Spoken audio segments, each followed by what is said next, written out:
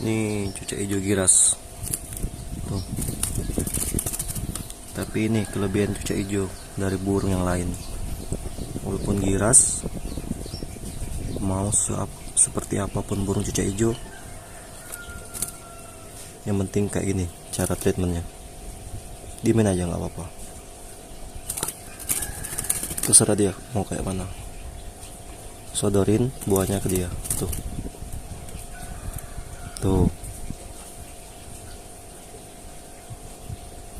nggak apa-apa dia matokin tangan kita tuh.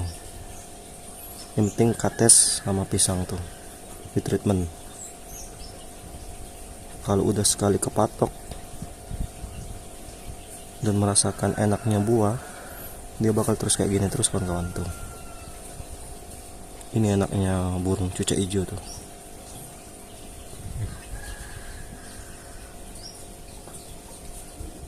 Cobain di rumah yang punya cucak hijau yang giras, masukin tangan, standbyin buah di tangan kalian semua kayak gini tuh.